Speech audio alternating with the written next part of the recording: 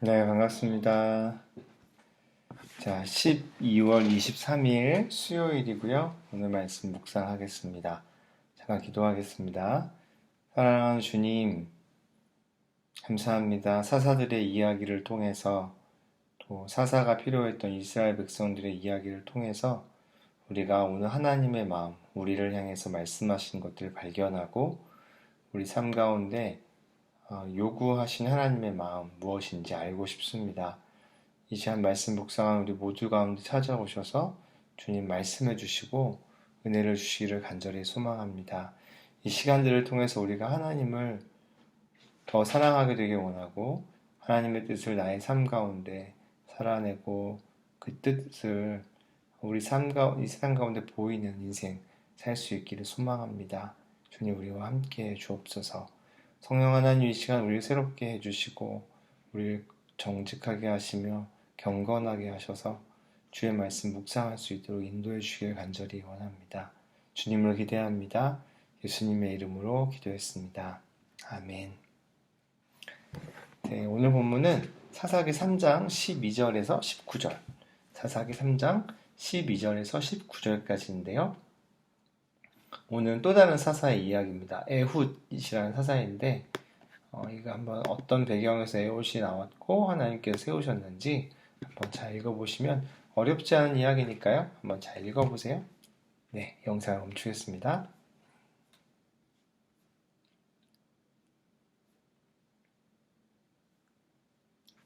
읽어보셨죠?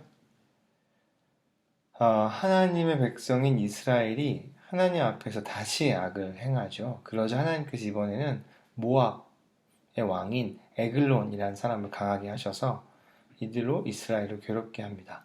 에글론은 이제 암몬과 아말렉 자손들을 모아서 이스라엘을 점령했고 약 18년 동안 이스라엘을 다스렸다라고 하죠.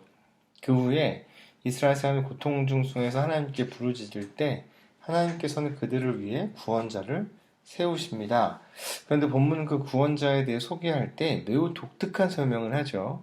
그 사람이 어떤 힘이 셌다거나 키가 컸다거나 어떤 싸움을 잘한다거나 이런 이야기가 아니라 그는 왼손잡이였다라고 말합니다. 여러분 이스라엘 사람들도 곧 예전에 한국 사람들과 비슷한 개념이 있는데 오른손은 좋은 손, 왼손은 좀 약하고 힘이 없는 것. 약간 이런 가치관들을 가지고 있어요. 그래서 왼손잡이라고 하는 건 그 사회 안에서 뭔가 인정받지 못하는 사람의 가능성이 높습니다. 그리고 이 말은 에웃이 오른손을 잘 사용할 수 없었던 사람, 장애가 있었을 수도 있고 아니면 오른손이 익숙하지 않은 사람일 수도 있겠죠. 단순하게 어떤 그런 의미가 있는 거죠.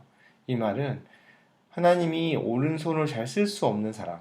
여러분 오른손은 우리가 오른손잡이라고 할 때 여러분 오른손은 굉장히 중요한 손이잖아요.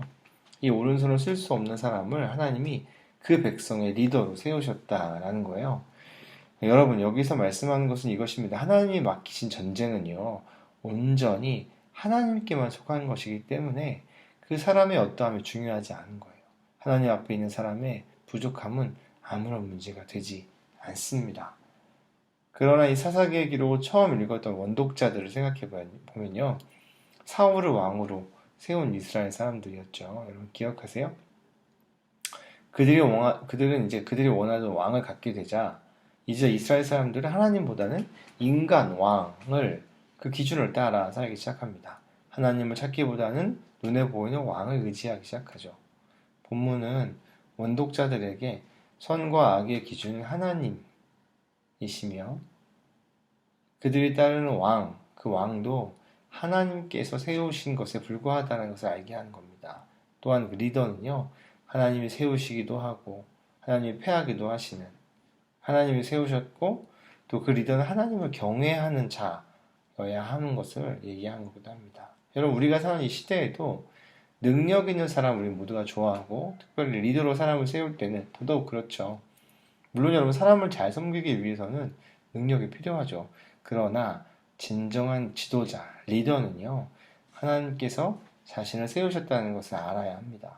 또한 하나님께서 그래서 여러분 우리 모두가 하나님 우리를 리더로 부르셨고 우리를 무엇인가를 하게 하실 텐데 그때 우리의 어떠함은 더 중요한 것이 아니에요. 더 중요한 것은 나를 세우신 하나님, 그 하나님이 이 전쟁을 이끌어 가시는 분이다라고 하는 믿음이 필요한 거죠.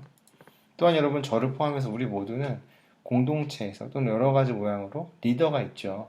여러분의 리더는 누가 있죠? 여러분, 분반 공부 선생님도 있을 것이고, 또 저도 여러분의 리더가 되겠죠. 우리 교회에는 목사님이 계시고요. 두 분 목사님들이 계시죠. 이처럼 우리는 하나님께서 나를 위해 세우신 리더들에게 순종하는 것을 배워야 하고, 또 그들을 위해서 하나님께 기도하는 태도가 필요하다라는 생각이 들었습니다. 자, 오늘 적용은 좀 독특한 적용은요, 이렇습니다. 내가 속한 각 영역의 리더의 이름을 한번 적어봅시다. 여러분은 어떤 공동체에 속해 있고, 여러분 학교에 선생님도 있고, 여러분 가정의 부모님도 리더가 될 수 있겠죠. 또 교회 안에는 선생님들, 또 저 간사, 저도 여러분 리더가 될 수 있겠고, 또 우리에게는 또 두 명의 목사님들. 여러분 속한 각 영역의 리더의 이름을 각각 적어보고요. 그들을 위해서 어떻게 기도하면 좋을지 한번 기도하는 시간 가지면 어떨까 하는 생각이 들었습니다. 네, 여러분 기억하세요? 사람을 세우는 것은 하나님입니다. 하나님이 사람을 세우실 때 그 사람의 약함과 연약함은 크게 중요하지 않아요. 그 일을 맡기신 분, 그 하나님이 그것을 이루실 것이기 때문에 그렇습니다. 여러분, 우리를 세우신 그 하나님 앞에 사람을 세우신 그 하나님 온전히 바라보는 오늘 하루 됐으면 좋겠고요. 벌써 12월 23일. 네. 성탄절이 곧 다가옵니다. 네, 여러분이 한 주간도 주의 말씀과 함께 동행하시는 하루, 한 주 되시길 바라고요. 자, 사랑하고 축복합니다.